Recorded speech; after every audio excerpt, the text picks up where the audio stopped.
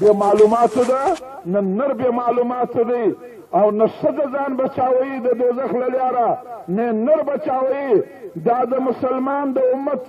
او نن و ښځو ته و ایمان ته چمجۍ لګېدلی دی درخت ته چې ولګې تږي سي بیا پاڼې ژړې سي د مسلمان چې ایمان کمزوری سي بیا روزه کمزوری سي بیا اخلاق چې دی کمزوری سي بیا چې دی بیا شهوات غالب سي بیا حیا ختم سي بیا چې دی ظاهري معاشرت او د یهودیت او د غیر غسی او چې د مسلمان ایمان طاقتور وي دننه ایمان نورانی سي بیا ټوله چې دی دا پل دا پاڼې دا میوه او دا غوټۍ ټوله تازه کېږي ځکه دا یقین د مسلمان کمزوري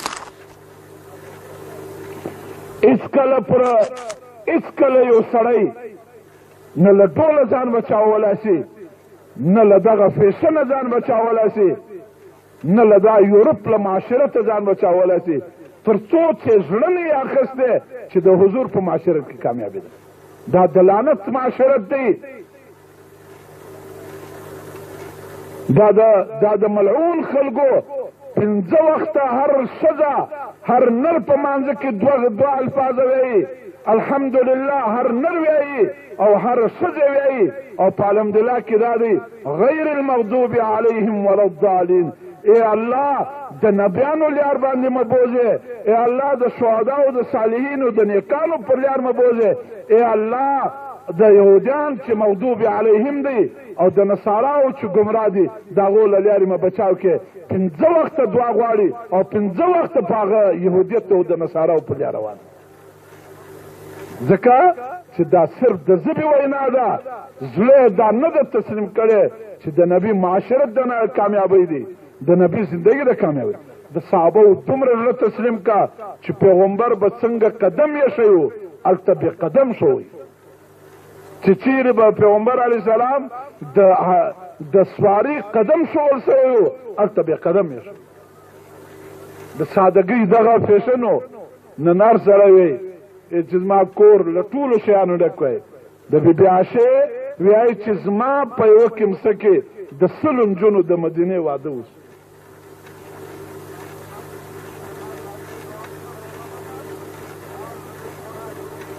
نو چې تر څو پورې زړه ته دا نه یو لیدلی چې د حضور معاشرت د کامیابۍ معاشرت دی د حضور طریقه د صحابیاتو د صحابو طریقه د کامیابۍ ده بیا نه نر خپله زندګي بدلولی شي او نه ښځه بدلولی شي او نه چې دی بادشاه بدلولی شي نه غریب بدلولی شي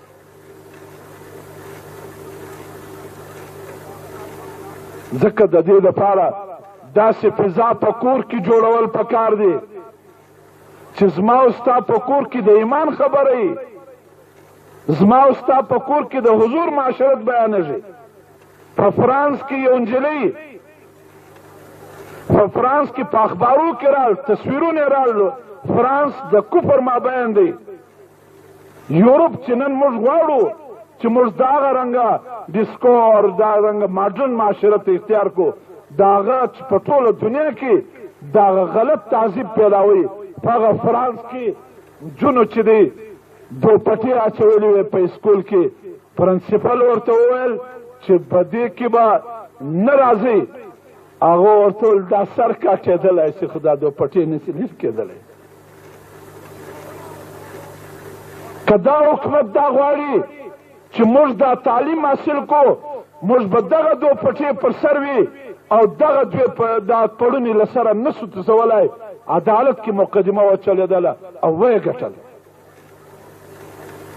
چې اختیار دی و دوی ته یو پرنسپل د اسکول غا ویو نجلۍ ته ویلې ویو هلک یا نجلۍ خو په اسکول کې ورسره و د عیسائی پرنسپل و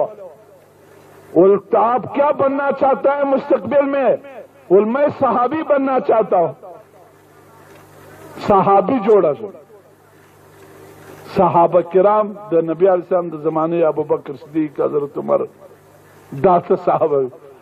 پرنسپل اریان اسو چې دا صحابي بیا څوک دی دا به आप कौन से घराने के د کور نمبر یې ورکړي د کور نمبر چې ورکړي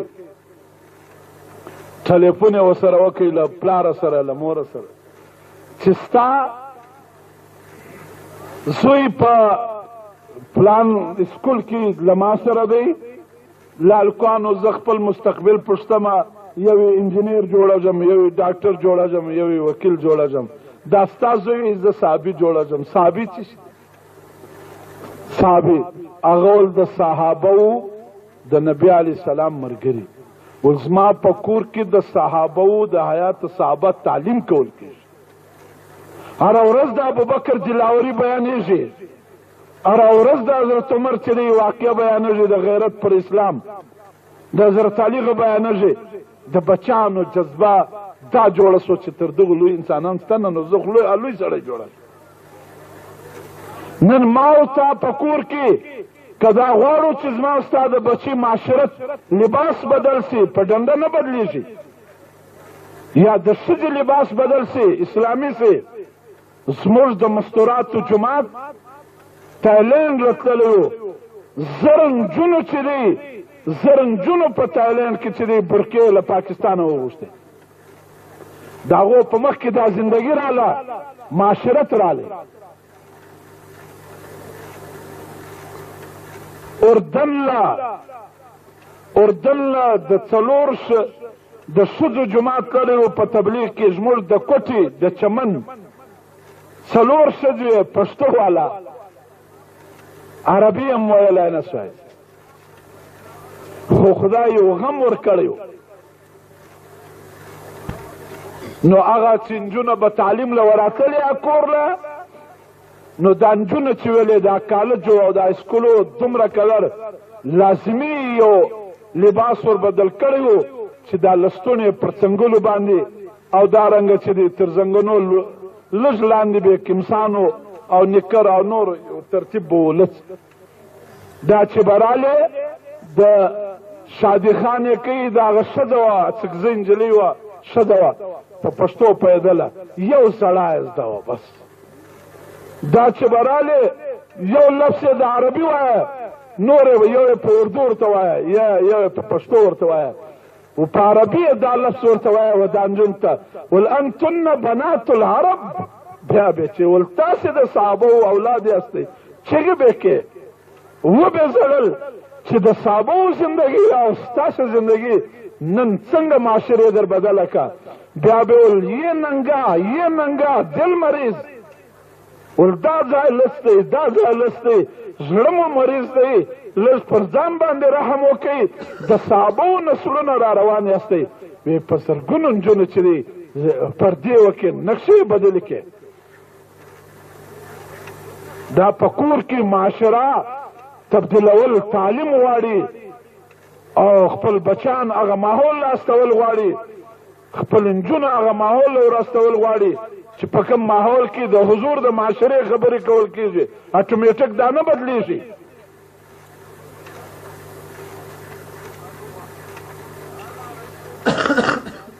داسې ښځې مو ولیدلې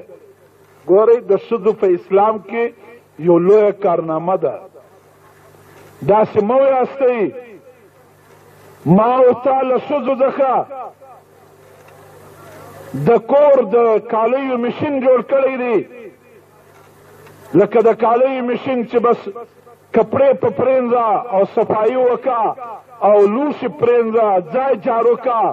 دلته کور ووډه او ښایسته یې کړه لوښي پرېنځه د سهار ناشته تیاره کړه د هلکانو سر ور غوړ کړه د اسکول اردې ور برابره کړه له هغه چې فارغه کېږي بیا د ماپښین انتظام کوه بیا چې راځي بیا د ماښام انتظام کوه بیا نه د مانځه خبره سته نه د ذکر خبره سته نه د ایمان مجلس سته نه د دعوت حلقه سته نه د تعلیم حلقه سته نه د ایمان مجلسونه سته معاشره به څنګه بدل دا دېرش بچیانو انتظام د صحابو شو داسې څلور ودونه به وو دېرش بچیان به وو د دا ټولو انتظام به کېدی تمام کتابو راخیستې دي په زرګونو رکعتونه نفلونه د ښځو راغلي دي او په زرګونو سوو تسبیحات راغلي دي او تهجد او سړه او دعاوې راغلي دي او کورونه به له شپې به له کوروزو د بچانو او د ښځو د زړه دعا اوازونه راتلل او تعلیم او تربیت او اسلام ورزده کول خورول دا ښځو کار بللی و. صرف دا خبره نه وه چې زموږ دا کار کارنامې دي د ښځو په جهاد کې ښځو حصې اخیستې دي. تر ټولو اول شهادت د سمیې رضی الله تعالی عنها د یو ښځې پر اسلام باندې شوی دی. غیرتونه چې دلته به صحابه د جهاد په میدان کې کمزوري کېدل ښځو به مدد کوئ. په کتابو کې راځي چې تر ټولو لوی د مسلمانانو جرنیل چې د شام په جنگو کې خالد ابن ولید د خالد ابن ولید متعلق راځي چې واره چې دی حضرت خالد ابن ولید وایي چې 100 واره مزان پر شهادت باندې پیش کړی دی خو نه یم شهید شوی. ځکه چې نبي علیه صلات وسلام و حضرت خالد ته د حج په موسم کې نبی علیه السلام چې سر وخره دا وشتان حضرت خالد راټول کو. نبی علیه السلام له خالد څه پکې ول یا رسول الله دا ستا مبارک کوستان پر خاور باندې خوند نه راکوي دا په دسمال کې تړم په صندوق کې ږدم د زندګۍ د برکت دپاره. نبی علیه السلام ای خالده چې تر څو پورې زما وشتان در سره ول په یو میدان کې به شکست نه. خالد راولاړ شو د رسول الله مبارک وشتان یې په خپل خولۍ کې وګنډل په خول کې او دا خول چې بیا په جنګ کې پر سر کوي په یو جنګ کې نه اویا تورې څو تورې نه تورې ماتې شوې د حضرت خالد په جنګ کې لیکن شکست یې نه و. یو ورځ خالد معاصره دا معنا د کافرانو په مابین کې راغی. په هغه ټیم کې جرنیل عبیده ابن جراح ابو عبیده و. هغه له چې داسې معمولي خوب ورالی په خوب کې د الله له طرف ورته وویل سو چې ای ابو عبیده زر کوه خالد د کافرانو په مابین کې راغلی او فورا ځان ور ورسوه. ابو عبیده وی چې زه راپورته شومه 500 مجمع مې واخیسته 500 فوجیان مې واخیستو. په زندګۍ کې دومره تیز نه یم تللی لکه دغه ورځ چې ولاړم او د شپې سفر مې وکړي او لنډ سفر دا اوازه وغوړېدله په فوجیانو په کورو کې چې خالد د کافرانو په قبضه کې راغلی دی. وایي چې زه په فوج کې په دسته کې روان وم او د فوجیانو څخه مخکې پر سواري باندې یو داسې جنتي قد غوندې جګ قد والا یو سواري توره تیاره د روان دی. تر دا 500 فوجیانو صحابه مخکې روان دي او په ټوپ باندې آس وایي. ما ورته وویل یو فوجیانو ته چې ویې دروئ زه امیر یم سالار یم زما بیا ډېره مخکې د کافرانو څپړه د ځان نه راسوي. وایي زه هغه نه درېدی. بیا ما غږ پر وکړي مال څوک یې فرشته یې چې لیا راشئ او که بل بنده یې که زما له فوجیانو یو فوجي مخته سوی ول ای خالده د پردې ښځه یم زه خو د خالد ښځه یم